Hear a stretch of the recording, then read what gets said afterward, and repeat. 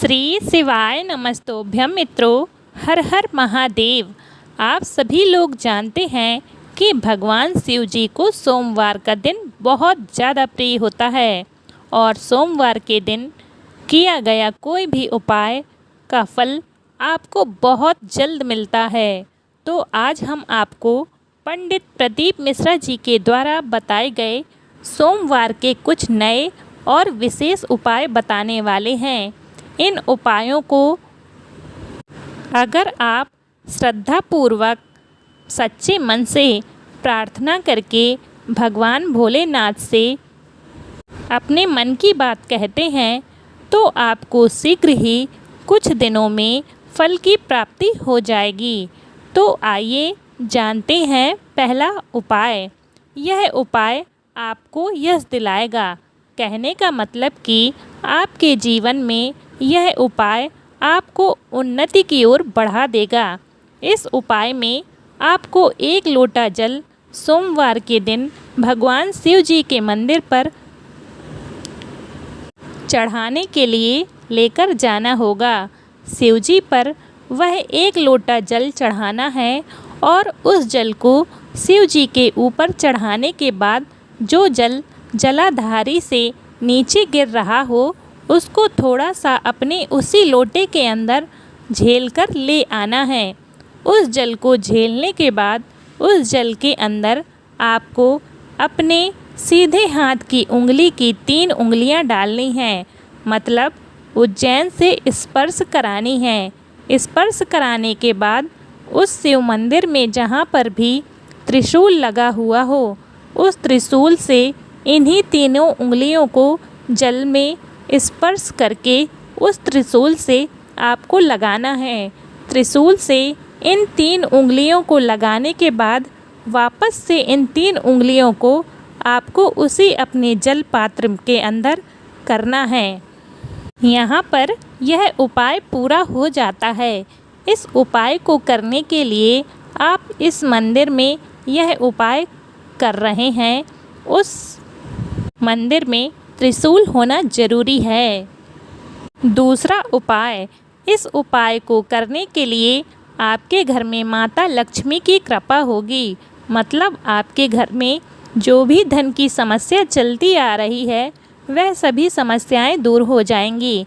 इस उपाय को करने के लिए आपको एक गोल बत्ती का घी का दीपक तैयार करना होगा। इस उपाय में जो घी आप उपयोग करेंगे वह शुद्ध देसी गाय का घी होना चाहिए। इस घी के दीपक को आपको आटे का बनाना है। उसमें गोल बाती रखकर शुद्ध देसी गाय का घी डालकर इसे आपको किसी भी बड़े वाले बेलपत्र के वृक्ष के नीचे सोमवार के दिन शाम के समय प्रदोष काल में जाकर जलाकर आ जाना है। इस उपाय को करने से आपके घर में माता लक्ष्मी की कृपा होगी। तीसरा उपाय, यह उपाय भगवान भोलेनाथ को प्रसन्न करने के लिए किया जाता है। इस उपाय को करने से भगवान भोलेनाथ आपको बिना मांगे सब कुछ प्रदान कर देंगे। यह उपाय चावल और बेलपत्री का है। सबसे पहले आपको चावल वाला उपाय बताते हैं। इस उपाय में आपको 108 चावल के दाने लेना है और इन 108 चावल के दानों को एक एक करके भगवान शिव जी पर चढ़ाना है और श्री शिवाय नमस्तोभ्यम बोलकर भगवान शिव जी पर चढ़ा दीजिए। इस उपाय को करने से भगवान प्रसन्न होंगे और आपकी सारी मनोकामनाएं पूर्ण करेंगे। बेलपत्री वाले उपाय में आपको कम से कम 11 बेलपत्री लेनी होंगी। इसके अलावा आप इस उपाय को करने के लिए 21, 51, 108 या इससे भी ज़्यादा बेलपत्री ले सकते हैं। इस उपाय में आपको करना यह है कि जितने भी आप बेलपत्री ले रहे हैं उनमें से जो आखिरी वाली बेलपत्र होगी उस पर आपको पीला चंदन या एक चावल का दाना रखकर अपनी मनोकामना बोलते हुए भगवान शिव जी को समर्पित करना है।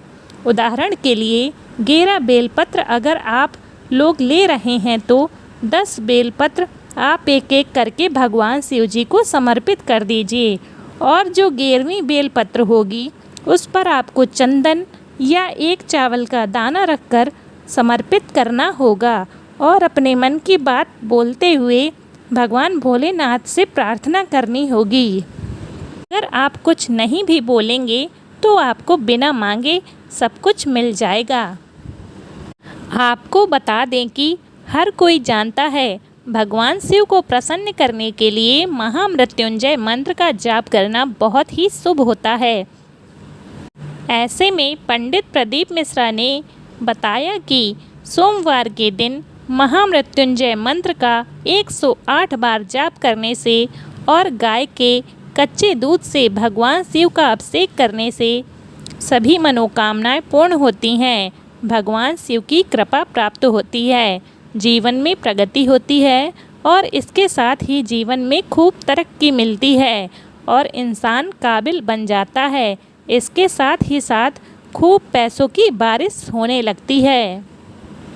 चौथा उपाय, यदि आपके बालक या बालिका का विवाह नहीं जम रहा है तो देव उठनी एकादशी के दिन यह उपाय कीजिए, जल्द से जल्द अवश्य लाभ मिलेगा। पंडित प्रदीप मिश्रा जी के द्वारा कथा में बताए गए उपायों के अनुसार यदि किसी का विवाह नहीं हो पा रहा है तो बहुत साल हो गए हैं, विवाह नहीं जम रहा है या मंगल दोष है या लड़का लड़की मांगलिक हैं, तब यह उपाय अवश्य करना चाहिए। यदि लड़के लड़की का विवाह बहुत सालों से नहीं जम पा रहा है, चाहे उनकी उम्र 30 से 35 साल की हो गई हो, तब भी यह उपाय करने से शीघ्र ही फल मिलेगा। विवाह के लिए माँ बाप बहुत चिंतित होते हैं, संबंध जम नहीं रहा है, उम्र निकली जा रही है बच्चे के विवाह को लेकर, तब यह उपाय अत्यंत लाभदायक होता है। इस उपाय को करने के लिए 4 सामग्रियों की ज़रूरत होगी: हल्दी, आटे का दिया, घी, चावल के दाने।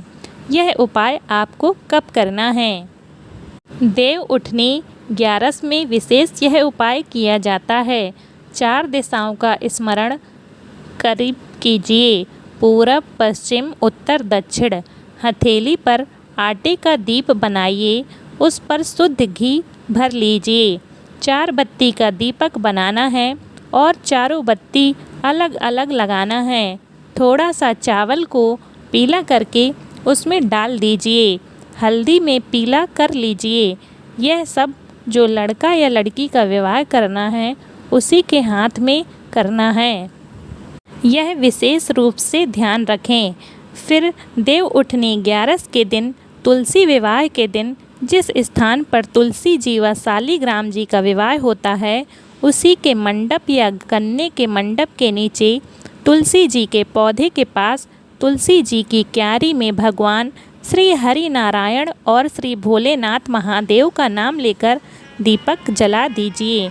इसके पश्चात हल्दी का तिलक उस लड़के या लड़की को लगा दीजिए और जरा सा हल्दी लड़के या लड़की को लगा दीजिए। इस उपाय को करने के 3-4 महीनों के अंदर ही आप देखेंगे कि लड़के और लड़की का संबंध हो जाएगा। आपकी सभी चिंताएं दूर हो जाएंगी, तो अब आपको घबराने की ज़रूरत नहीं है। इन उपायों को करने के लिए कुछ ज़्यादा सामग्री की ज़रूरत भी नहीं पड़ती है। उम्मीद है आपको यह वीडियो पसंद आया होगा। इसी तरह के और भी वीडियो देखते रहने के लिए हमारे चैनल को सब्सक्राइब करें, वीडियो को लाइक करें और दोस्तों के साथ शेयर करें, जिससे वह भी इन उपायों का लाभ उठा सकें।